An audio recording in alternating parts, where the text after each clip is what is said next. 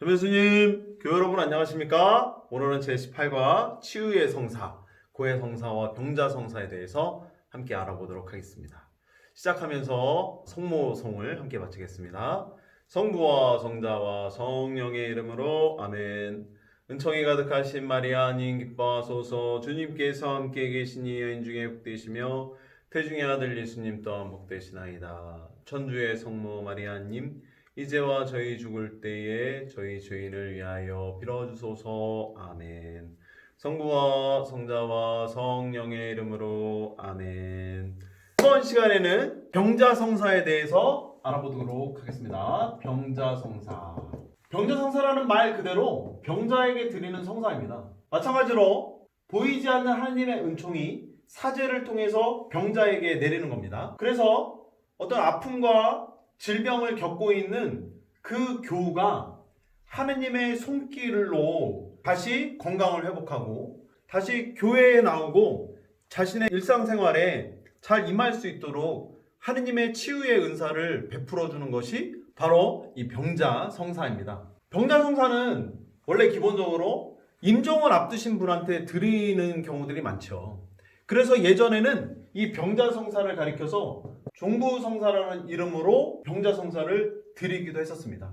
근데 오늘날에는 이 종부성사, 마지막에 가서 인생을 이제 끝내는 때에 받는 성사와도 같은 어떤 느낌을, 그런 뉘앙스를 지니기 때문에 이 종부성사라는 말을 이제 사용하지 않고 병자성사라는 말로 통일이 되었습니다. 이 말은 곧 죽을 때만 받는 성사가 아니다라는 거죠. 병자성사는 항시 내가 아프고 힘들 때, 육신적인 질병을 앓고 있을 때 뿐만 아니라 정신적으로도 내가 위로가 필요할 때, 하느님의 치유가 필요할 때 받을 수 있는 성사가 병자성사예요. 그래서 누구나, 몸과 마음이 아픈 누구나 이 병자성사를 받을 수가 있어요. 게다가 한 번만 받는 것이 아니라 자주 계속해서 받을 수가 있어요.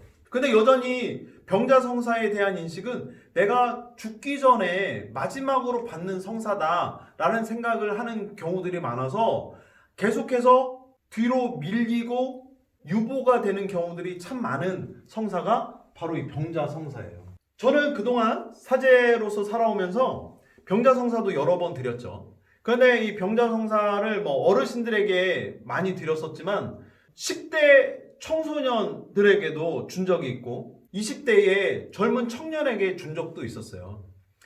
중환 수술을 앞두고 계신 어떤 자매님에게 드린 적도 있었고, 심지어 오랜 시간 동안 입원해 계신 분에게 드린 적도 있었어요. 그분들이 어떤 생명이 위태롭거나 그런 경우는 아니었죠. 다만 좀 병을 앓고 있어서 수술이라든지 치료가 필요한 분들이었기 때문에 하느님께서 그들을 위로해 주시고 그들이 겪고 있는 불안과 걱정들을 없애 주시게끔, 그리고 치료를 잘 받고 수술을 잘 받고 다시 건강을 회복할 수 있도록 이 병자성사를 드리는 경우들이 참 많았죠. 그래서 여러분들도 이렇게 일상생활을 하시다가 좀 아프거나 병이 드시면 신부님께 찾아와서 부탁드리고 청하셔도 참 좋습니다. 불안하잖아요. 병원에 입원하려면 걱정이 되잖아요. 그리고 어느 날 갑자기 그런 어떤 의사로부터 소견을 들었는데 내 몸이 많이 안 좋다라는 이야기를 들으면 우리는 겁을 먹을 수밖에 없게 되죠. 그때 하느님께서 나와 함께 하시면서 나를 위로하고 또 그 은총에 힘입어서 내가 병을 잘 이겨낼 수 있는 은총을 받기 위해서라도 우리는 이 병자성사를 잘 받으셔야 됩니다. 병자성사는 크게 두 가지의 병자성사가 있습니다. 하나는 수술이나 치료 혹은 입원을 앞둔 교우들에게 드리는 병자성사가 있고, 또 하나의 병자성사는 이제 임종을 앞둔 교우들에게 드리는 병자성사가 있어요. 수술을 앞두신, 입원을 앞두신 분들에게 드리는 병자성사에서는 당연히 성체를 영하실 수 있는 상황이기 때문에 그분에게는 성체도 영해드리지만, 간혹가다 의식이 없고 임종을 앞둔 분들에게 드리는 병자성사에서는 성체를 영해드리지 못하는 경우들이 있어요. 병자성사는 성체성사와 연결이 되어 있거든요. 수술이라든지 입원을 앞둔 이들에게도 성체성사가 주어지고, 그래서 영성체를 하실 수 있게 되고, 임종을 앞둔 분이 만약에 의식이 있고 성체를 영하실 수 있는 상황이라면 그분에게도 영성체를 해드리죠. 그런데 전혀 의식이 없고 성체를 모실 힘이 없으신 분들이 계시거든요. 그런 분들에게는 영성체 예식이 생략이 됩니다. 근데 이렇게 마지막에 돌아가시기 전에 마지막으로 영하시는 영성체에 대해서는 노자성체라는 이름을 붙였어요. 그래서 교재에 보시면 150쪽에 노자성체라는 그 대목이 짤막하게 나오고 있는데, 죽음의 위험에 놓인 신자에게 마지막으로 영해주는 성체, 죽을 위험에 있는 신자가 마지막으로 영하게 되는 그 성체를 가리켜서 노자성체라고 그래요. 옛날에 제가 살고 있었던 저희 고향 동네에는 집에서 누군가가 돌아가시면 집에서 장례를 대부분 치렀습니다. 그 장례를 치르게 되면 옛날 시골에서는 다 똑같이 했었죠. 밥상 하나를 놓고 그 위에 소복하게 흰 쌀밥을 새 공기 이렇게 퍼놓습니다. 그리고 그 위에 10원짜리 동전을 하나씩 이렇게 꽂아놨죠. 그 돈이, 그 10원짜리가 바로 저승 가는데 필요한 돈. 그래서 아실 거예요. 노잣돈이라는 말이 거기서 나온 거예요. 저승 갈 때 사용하라고 그렇게 망자를 위해서 내어놓은 돈이 바로 그 노잣돈이에요. 그런데 아시는 분이 계실 거예요. 그 밥을 가리켜서 사자밥이라고 하죠. 저승사자가 와서 먹고 가는 밥. 그래서 가운데 밥은 망자를 위한 밥이고, 나를 데리러 오는 그 저승사자 둘을 위한 밥을 이렇게 퍼놓는다라는 거예요. 그리고 그 위에 10원짜리 동전을 꽂아놔서 그 돈이 저승 갈 때 여비로 써라고 해서 노잣돈. 이런 이야기를 아시는 분이 계실 거예요. 저는 이제 시골에서 나고 자라서 그런 것들을 많이 봐왔거든요. 뭐 거기에서 유래가 된 것처럼 마지막에 모시는 성체, 하느님 나라 가기 전에 마지막으로 그렇게 예수님을 모신다 해서 노자성체라는 말을 썼죠. 그 노잣돈과도 동일한 의미가 돼요. 근데 이제 아까 말씀드린 것처럼 이 종부성사라는 말이 사라진 것처럼 노자성체라는 말도 요즘에는 안 씁니다. 그래서 환자영성체 혹은 뭐 병자성사에서 드리는 마지막 그냥 성체 뭐 이렇게만 표현이 될 뿐, 뭐 노자성체라는 말도 종부성사라는 말도 이제 여러분들 기억 속에서 많이 사라지고 없어지는 상황이 되긴 했죠. 어쨌든 예전에는 저처럼 구교 집안에서 신앙생활을 해오신 분들은 뭐 종부성사, 노자성체 이런 얘기를 참 많이 들으셨을 거예요. 병자성사와 연결된 이러한 이야기들이 좀 우리에게 어떤 흥미를 좀 더해주는 이야기가 되고 있죠. 그래서 병자성사는 이렇게 이루어집니다. 사제가 병자를 찾아가죠. 그 병자가 침상에 이렇게 누워 있습니다. 그 병자에게 의식이 있다면 고해성사를 먼저 들어요.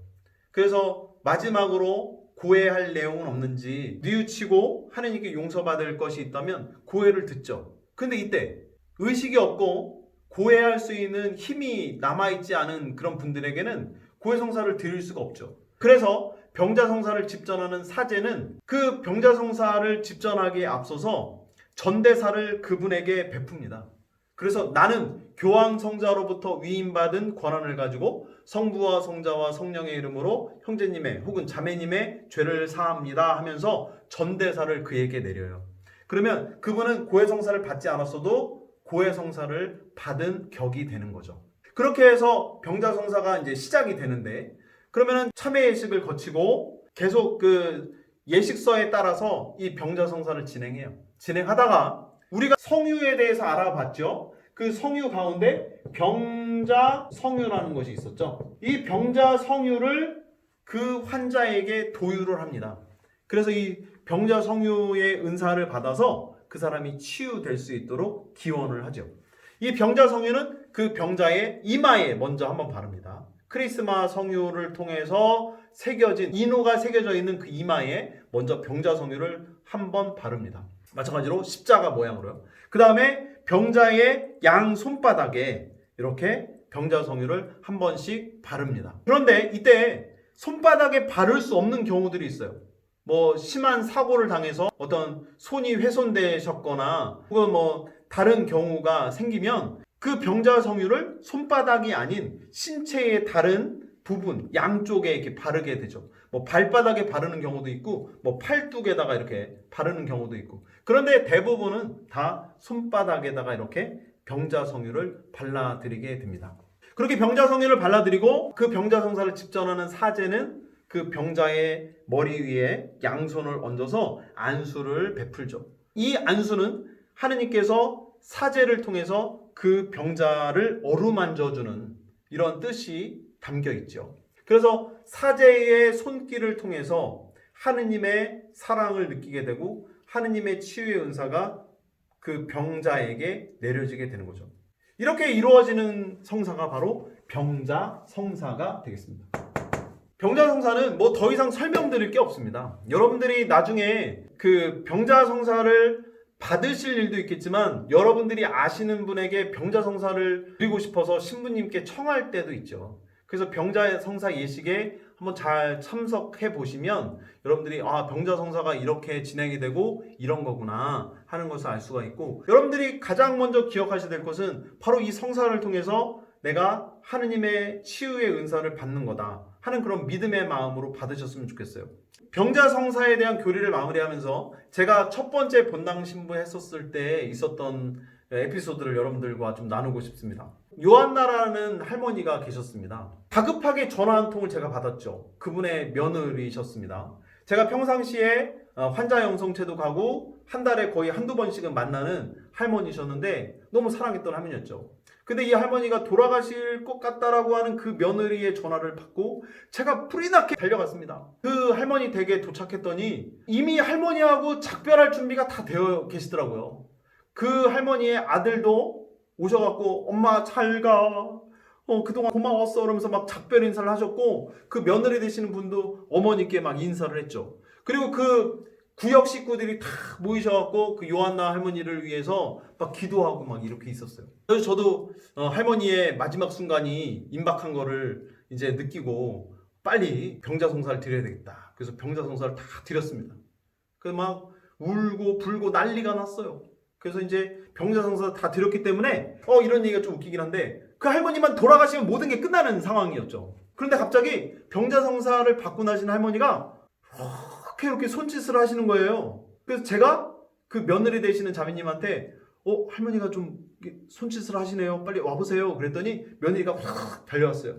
그랬더니 할머니가 며느리한테도 이렇게 손짓을 하시는 거죠.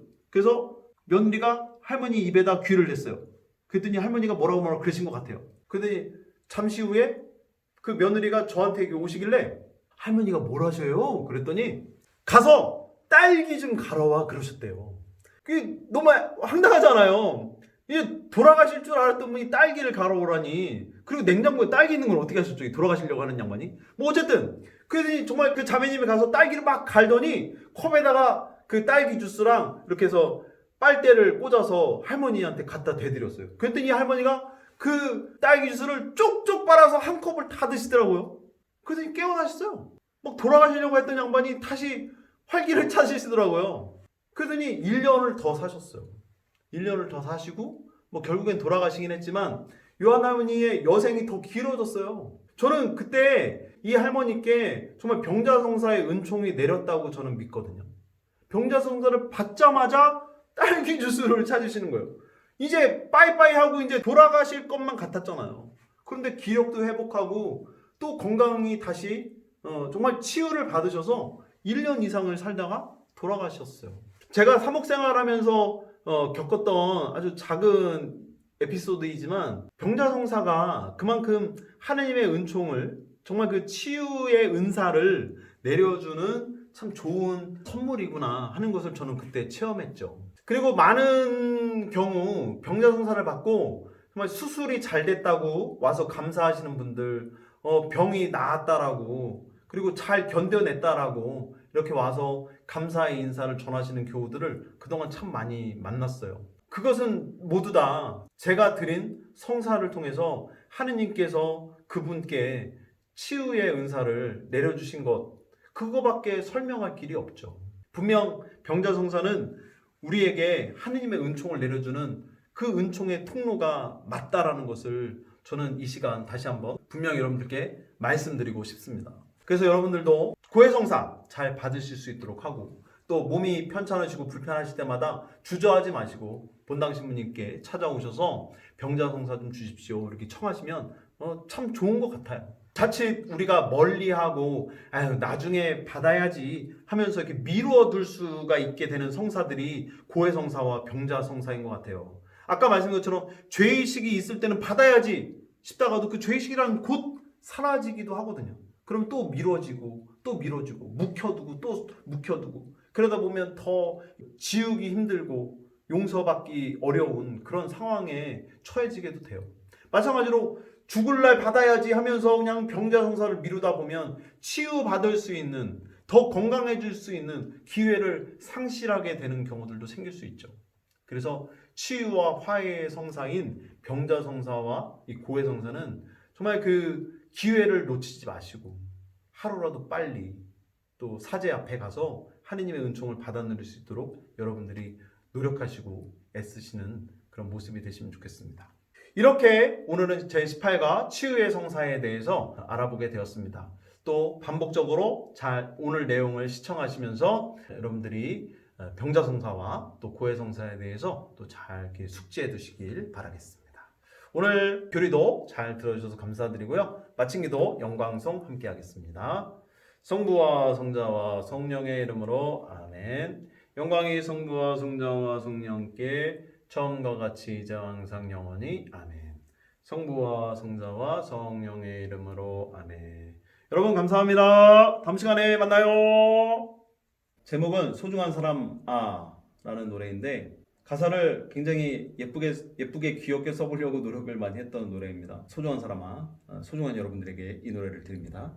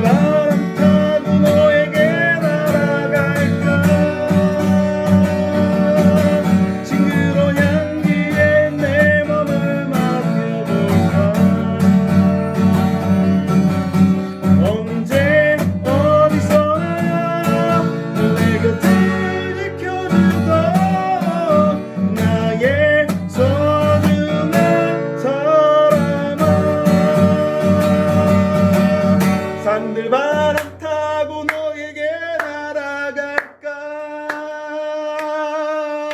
싱그러운 향기에 내 몸